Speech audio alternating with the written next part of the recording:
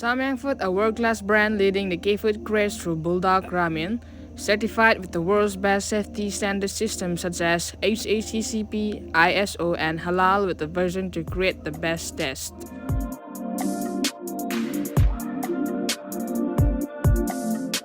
Samyang Food works under the philosophy of honesty and integrity. You can now grab your very own Samyang product by ordering at www.koreanshop.in or contact on this number 9650738811 for more details. Ngasigi Korean ramen singse koreanshop.in sponsor tawbirakpane. Thank you so much koreanshop.in for sponsoring this video. Mayamnasu hena khangbiya basi Korean brand ne smaina outside India gi brand ne khoida promotion tawbiyo kaina hairakpase ekhoi Meitei Mukbang gi yamna laibak phabane. Si Samyang noodles se mayamna yam pamna chana khalaiba ramen ne mayamsu hena khangbirna hojik Manipur da natana atopa mafam kya da su yam thina pamna chanari mayamna akhoisu ado si se hali sum hawe na chawani ba kai kamai tawba do Kanjaludeba. Akwai junga si promotion tawbagi swaina thigatlubada khangjabane. Security na fajana certified tawraba ngataneba. Aduga halal ngakta su orame sida community ama hektana dum chaba yarba ngaktane hana khangbi da bayarga su dum khangjan biro loin chaba charam da bagum belega su dum kasu kaide ba si chaba. Ha ma'am. Adu ma'am Samyang se dukan da su mafam loina phangabane ba adu orga su moi gi website tagi direct adum order tor su yarabane ba. www.koreanshop.in sida hapcharamge description da su hapcharabane aduga phone number su hapcharamge contact tawbiningba leiragadi adu ekhoi semba hawrage.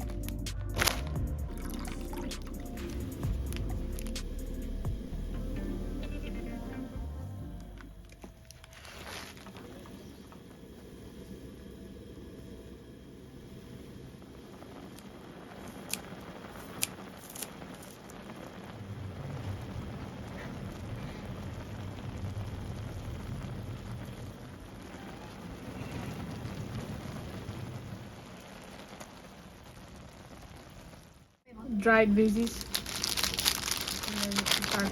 peri balls Sina sausage cocktail leire ado masagi ramen do leire mani tayari tawbada seaweed Yakult akwai ibaina tawdormina si ibaina chaiba chop chipsina dum tohandromne khandorban akoi kasu khande masu khande aisu khande khande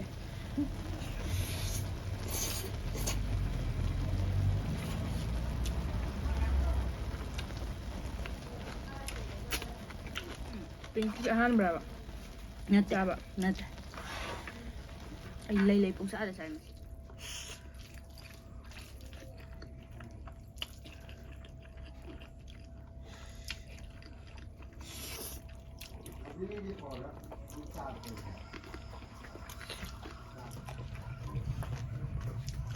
yung matum tayo rồi mẹ bạn quy nó thầm lật bay trang đó Này tayo. Hawe.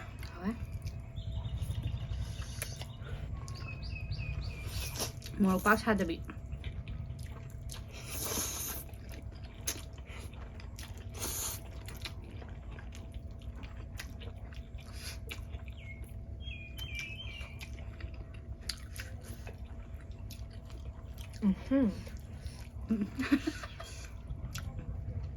Spiciness to chap chai. Go.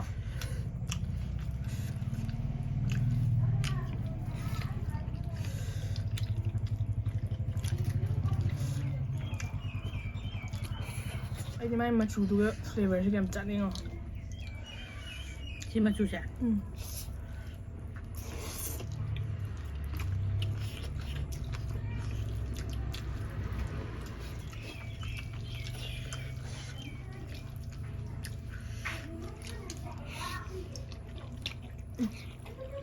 Sudah.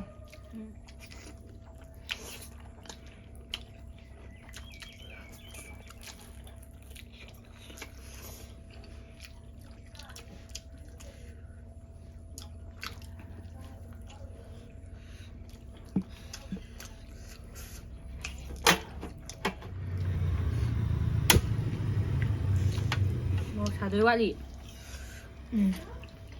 2x saja, 3x saja, 5x saja. 또 자자. 우와!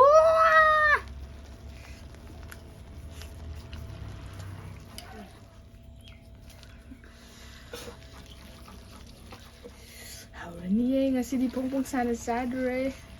Tiu sari ka. 잘. 반보안이 잘.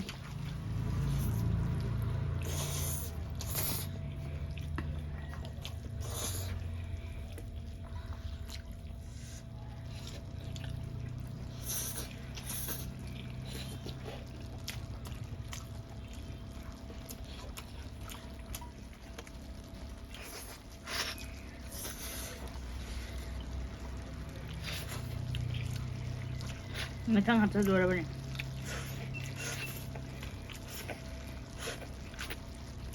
Siuti sari ka.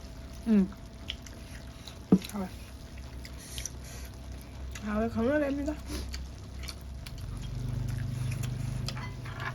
이거는 잘 나오면 잡아.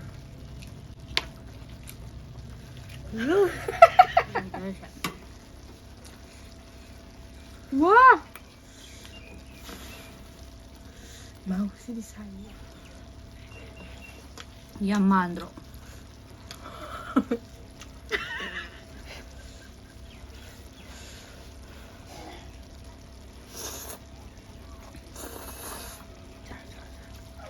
사들어. Ay, cho thêm người lên được. 후, 뭐야, 쟤 누구 쇠. Một sáng không? Samyang rất là mà spicy vậy.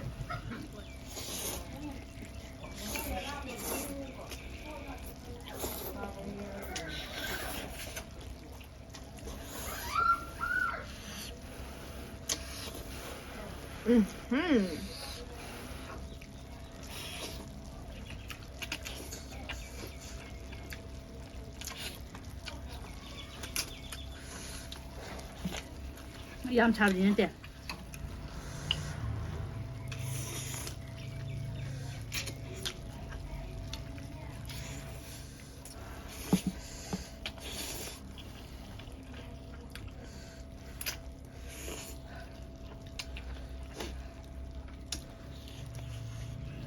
봐봐.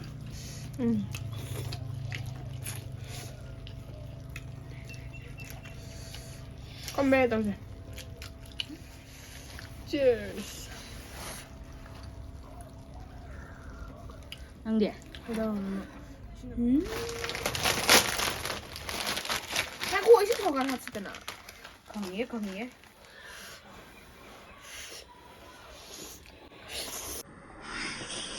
자야.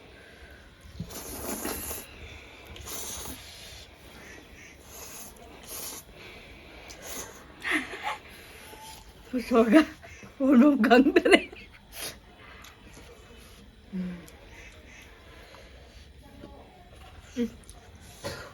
Nàng cái tuyệt rồi, in là giảm rồi chứ sao được. 사돈이 암지 사돈이.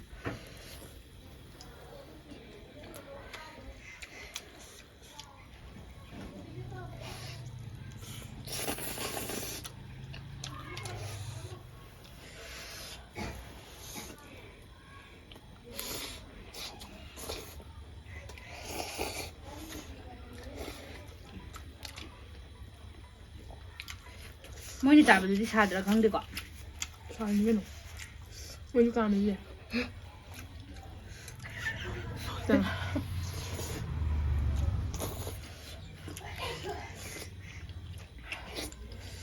Wow. 나서 와야지.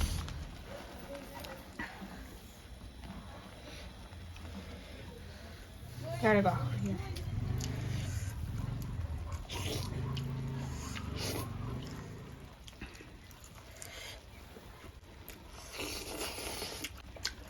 Wow dah. Jadi saya tak lapang gue.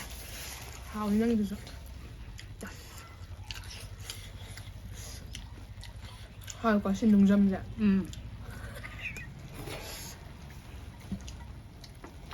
For this 2x spicy noodles, you can add this seaweed and sesame seeds now or later after mixing this. So For today we're gonna add later after mixing this. 3x ꯆꯥꯔꯣꯏꯕ ꯑꯗꯨꯅ 2x ꯁꯤꯗ ꯄꯨꯂꯞ mix ꯇꯧꯔꯒꯦꯕ ꯍꯧꯖꯤꯛ ꯍꯥꯞꯄꯁꯨ ꯌꯥꯏ ꯑꯗꯣ ꯕꯥꯎꯜꯗ ꯍꯥꯞꯇꯣꯛꯑꯒ mix ꯇꯧꯔꯒꯦꯕ ꯒ꯭ꯌꯥꯟ ꯇꯥꯅ sauce ꯑꯃꯃꯝꯗꯣ ꯈꯥꯏꯗꯣꯛꯅꯔꯒ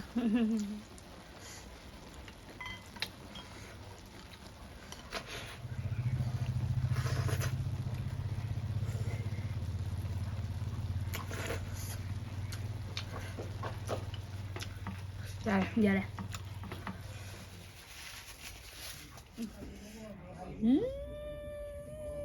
Egi da yeng jara bida hayra da bani. Manam se mari. Skok si kata we. Cha da su manam tang na madane. Khana ka sab itak ta wa. Ai na to no reng sal. We're going to add extra seaweeds. Copy ke. Kay kan man tama. Karo kung may later. Khut ani pa di mo. Wow, we are there 3x is charger, right? 3x tinga mo. Ang yaw banina. Usi ta mo may ore. Kamay salo sige siniya di sang ko may jala niya.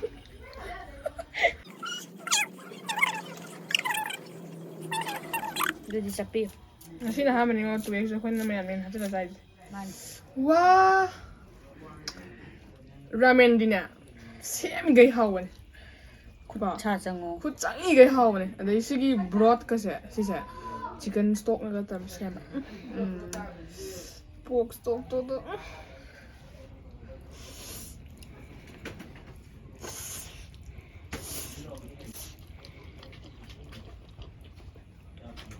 Itu saya salah.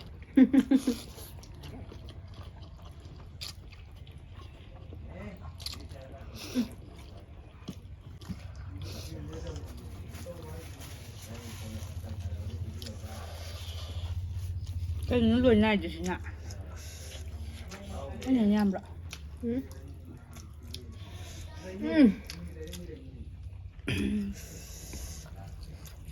Cheers na teko.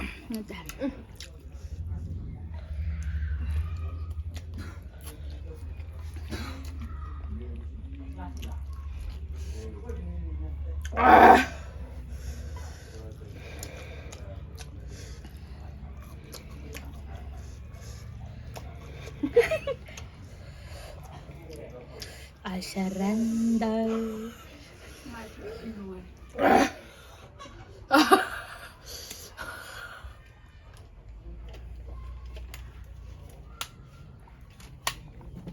Kayak gini. Misalnya salah berapa?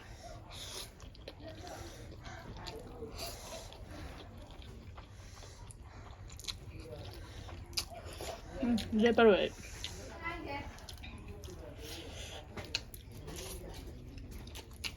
Spoon yang juga. Enam jala.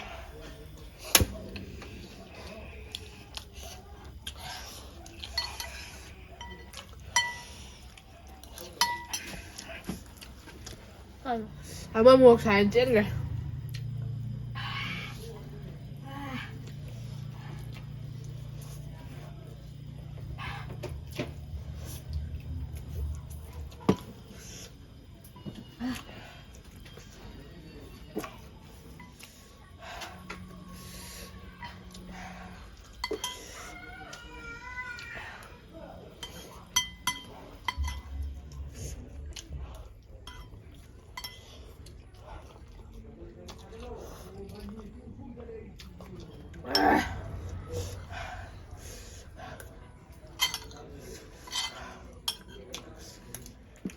Samyang. Hawe. Ani nggak mudah coba. Taza deh.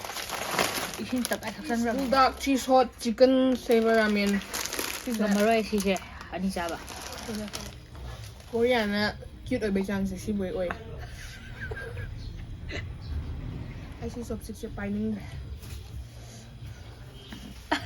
Ada mau cute orang itu studio aja kok. Tu extra hitam thi bani oi.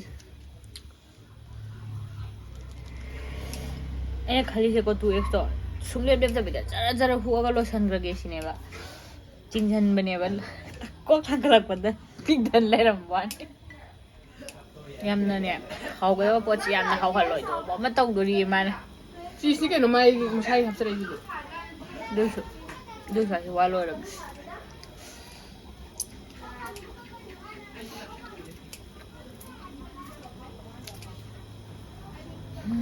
ꯑꯗꯣ ꯍꯃꯥꯏ ꯍꯧꯗꯣꯛꯈꯤꯕꯁꯨ ꯀꯅꯥ ꯈꯪ ꯄꯣꯠꯅꯣꯍꯦ ꯁ꯭ꯋꯤꯠꯁꯅ ꯀꯩꯅꯣ ꯍꯥꯎꯔꯣꯏꯗꯣꯏꯅꯣ ꯑꯗꯨꯅꯦ ꯍꯥꯏꯁꯤꯒ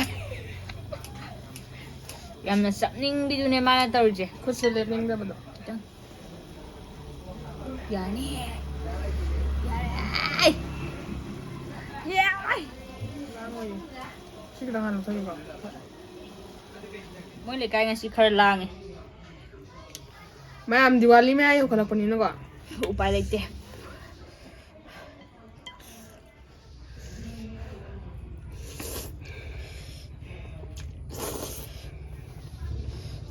ꯍꯥꯏꯗꯔꯛꯄ ꯂꯥꯁꯅꯦ ꯁꯤ ꯃꯣꯔꯣꯛꯁꯨ ꯄꯥꯡꯅ ꯁꯥꯕ ꯅꯠꯇꯦ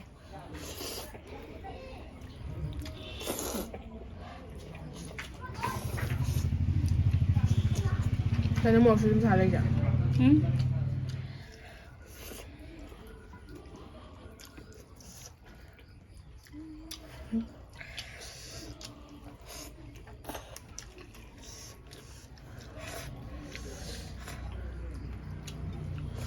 ꯂꯣꯏꯔꯦ